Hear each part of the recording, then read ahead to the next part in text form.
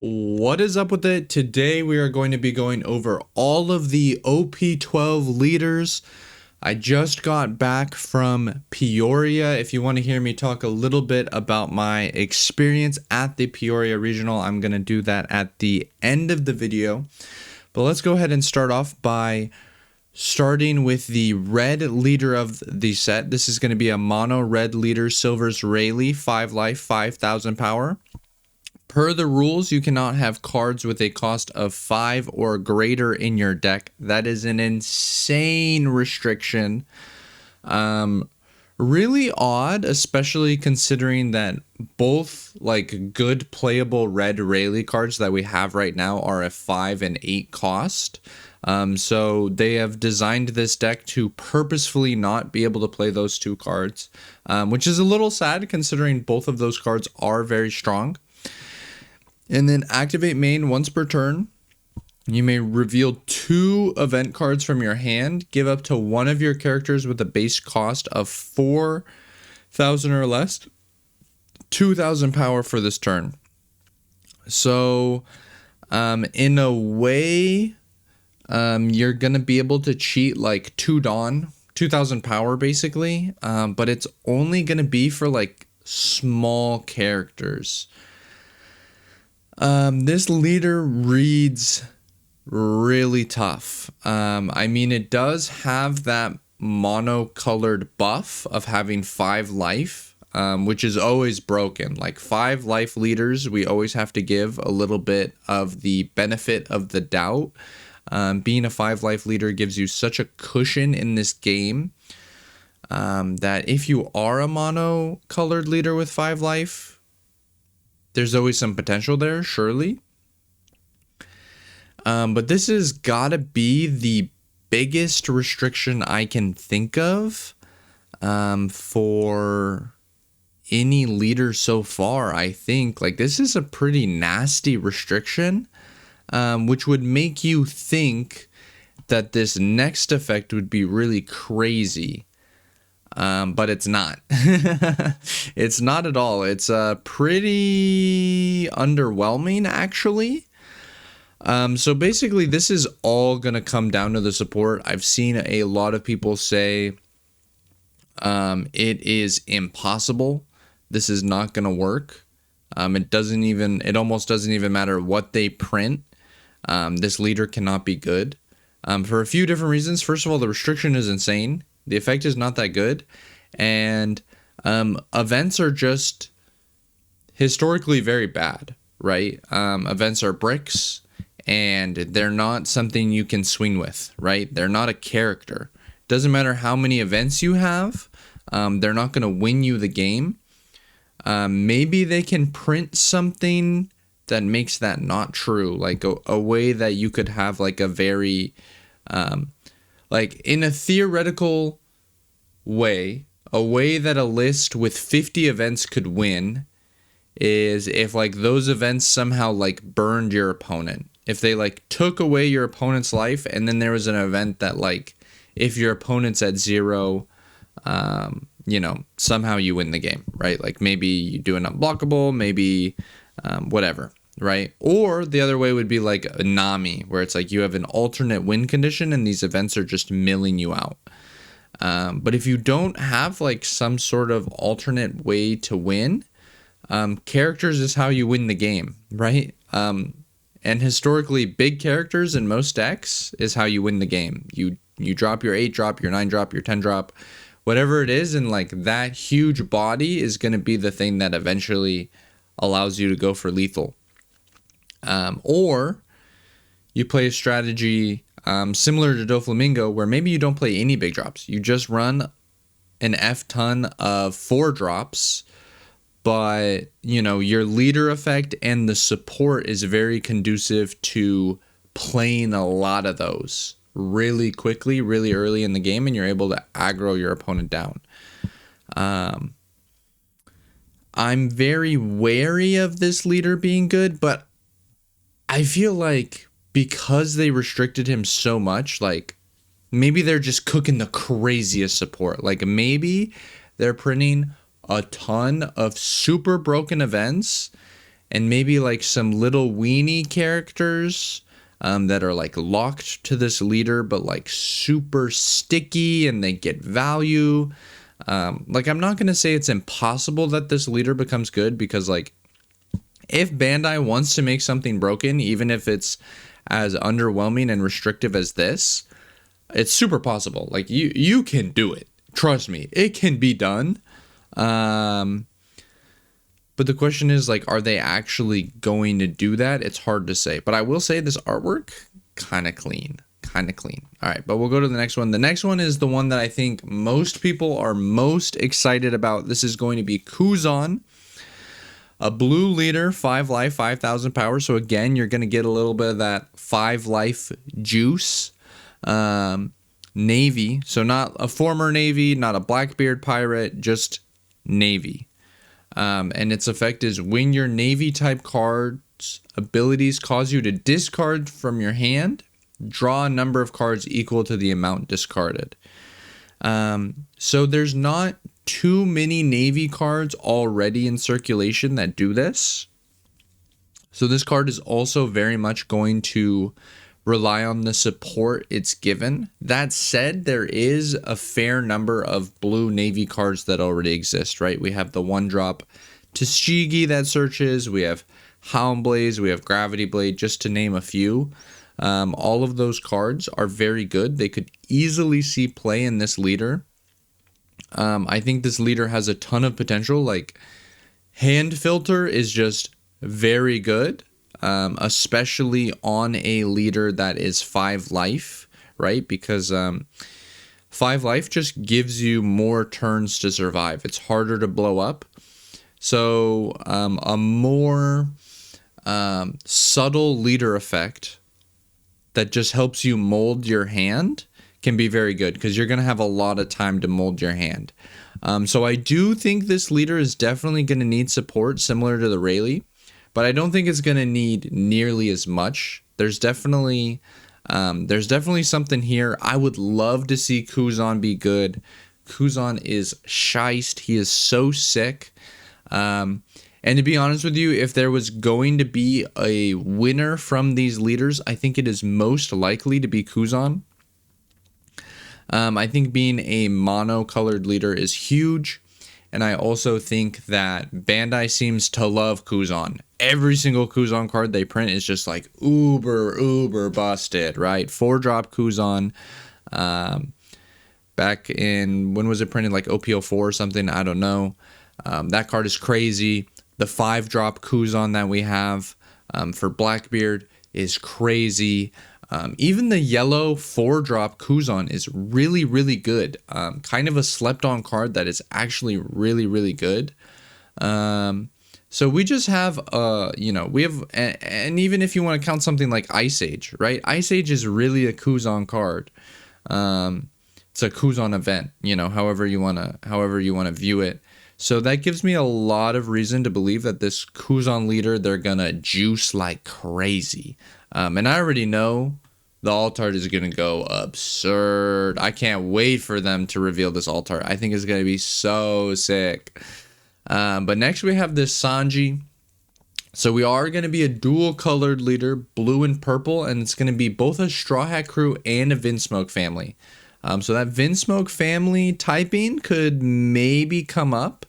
If anyone knows exactly like what part of the story this particular, I don't want to call it a screenshot, but like this image of Sanji is from, like, is it like Whole Cake Island, or if anyone has like, deep lore knowledge, like exactly where this is, please let me know in the comments, because that sort of thing does really tell us where they want the leader to go in a lot of respects. But it's going to be 4 life, 5,000 power, blue, purple. Activate main once per turn, Dawn -1. Activate up to 1 Straw Hat type event card from your hand with the original cost of 3 or less. So the unfortunate thing, well, let's finish it first. When attacking, if the number of Dawn on your board is equal to or less than your opponent's, add up to 1 Dawn from your Dawn card as rested. So basically, like, this second part just makes it so that this first part is free, basically. Or if you like didn't use this, then you can help recoup maybe some other Dawn minus effects. Like maybe if you are playing like a Reiju-esque build, you can transform the little ones into the big ones, and then this will help you recoup that Dawn, right? So maybe we could see a world where this is kind of a Reiju-esque build. I mean, it's got the blue and purple colors. The Vinsmoke family build has gotten a lot of support recently, especially in 11. Like that blue 4-drop 2K Reiju is bonkers. But this first part of the effect leads us to believe that maybe they don't exactly want us to do that. Maybe, similar to Rayleigh, maybe they're really trying to push like more event-esque builds in the game, which would be super cool, right? You guys know I love the going second Ploofy build. That is very much an event-centric type of deck. And this is a purple Straw Hat, which means that he is going to get to use Gum Gum. Something that's really tragic that I think everyone kind of first thought when they saw this leader is like, oh, whoa, you get to play like a cost of 3 or less. Like, yo, is Sanji's Pilaf? Like, it has Sanji's name in it. Is that Straw Hat? Unfortunately, no, it's just East Blue. That would be so sick. Like, that card would literally be Pot of Greed. Like, you actually just spend no Dawn playing it, draw 2. That would be so gas. I understand like why they didn't want that to be a thing, but man, that would have been sick. That would have been so sick. So just unfortunate that we cannot use Sanji's Pilaf, but I'm still really interested in seeing where this goes. I think this is a pretty interesting leader, and of course, if you're able to be a leader that plays Gum Gum Giant, that's always going to be, that's always going to be huge. So next we have Rosenante, purple, yellow, 4 life, 5,000 power, Navy / Don Quixote Pirates. Once per turn, if your Trafalgar Law is KO'd, you may add the top card of your life pile to your hand instead. So some protection on your Trafalgar Law. This is going to be really huge. It's kind of a shame that it's KO'd only. I would have liked to maybe see like a protection, maybe more akin to like Usopp, where it's like if it would be removed however. But it is nice that I believe this means it can't be swung over, and it means that it can't be KO'd by black, which of course is the most prevalent types of removal in the game. But activate main once per turn, Dawn -1. During this turn, the next Trafalgar Law you play from your hand with a cost of 4 or more will have its cost reduced by 2. So this leader, it really sounds like, is just going to come down to how good are the Trafalgar Law cards, right? In the purple and yellow card pools. We have a few already, of course. But I'm sure they're going to print more, and that's going to be really what this deck comes down to, I think, is how good are those, right? Like, if you can cheat out, maybe like a 10-drop Law for 8, that would be huge, right? If it's, like, just super broken, especially, like, imagine if, like, there was a 9-drop Zoro that's a Trafalgar Law. Right? If you're able to cheat that out early, you're able to ramp up to it and then cheat it out early. And then also it had a KO protection. Like, oh my God, we are talking crazy. Like, that would be nuts. That would be nuts. But this is a 4 life leader. I mean, 4 life is historically not as bad for yellow because yellow does have ways to heal, to kind of mitigate the fact that they're 4 life. But 4 life is still always going to be a little bit of an uphill. This does kind of feel like it's going to be, very support dependent maybe. So we'll see. I would love to see this leader be cool. I think purple yellow is a really cool color combination. Rosie is also sick. And I really like a lot of the cards that theoretically could work in this, you know, whether it be Don Quixote Pirates, like you guys know, I love the 8-drop, 8-drop Doflamingo. I love the 5-drop Rosie in the purple color, but you know.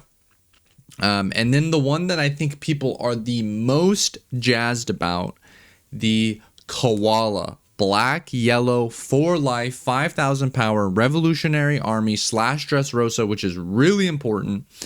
When this leader attacks your opponent's leader, if you have 2 or more cost 8 or greater characters in play, draw 1 card.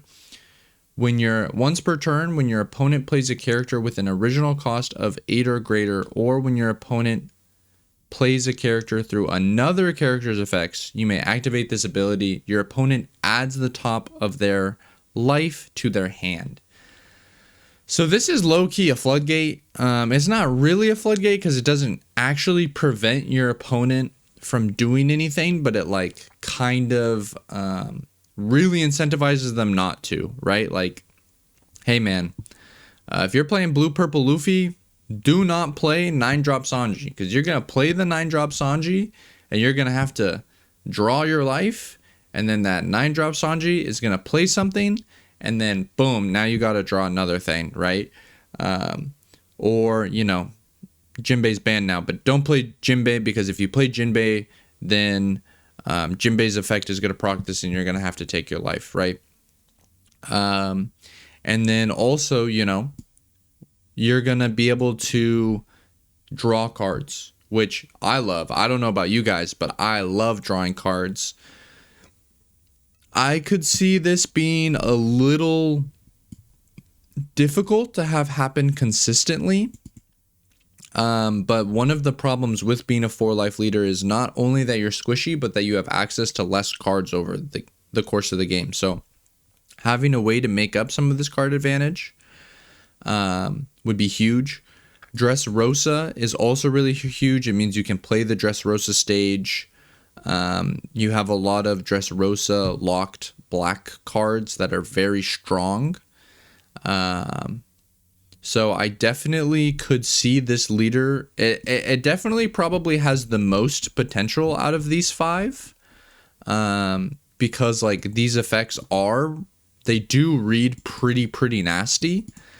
What I will say is we thought that the Nami in 11 read really nasty. Everyone thought that leader seemed crazy. But the thing is, if you're a 4-life leader, low key, your effect, it doesn't matter how crazy it is if you don't have the cards to support it. Right? Like if you look at RP Law as an example, I think everyone can agree that text on that leader is absurd, right? Like it is banned for a reason. But if you're a 4-life leader and you don't have the cards to support it, it doesn't matter. It does not matter how crazy that text is. When that leader first came out, it was whatever, right? It wasn't making no sort of motion. But then eventually, you know, it got the 2K Sanji, it got it got Kid and Killer. It eventually got Black Maria, which eventually got it banned, right? It got all these tools over and over and over again that eventually broke it like crazy. It didn't matter that the effect was super nuts. So I think the jury is still out about exactly how good this Koala will be. I've seen a lot of people on Twitter going crazy like, oh my god, this is going to be absurd. I don't really feel that way yet.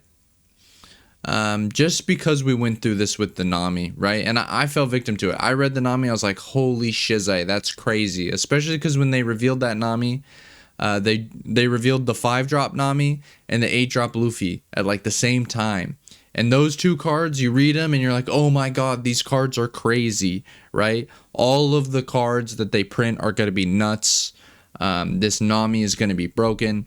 And then they printed actually just literally 0 more support for the leader. So then the leader just didn't have the card pool to make it work. So that's kind of where I'm at with that. Let me know what you guys think about the leaders. I appreciate you all so much for watching. Have a great rest of your day.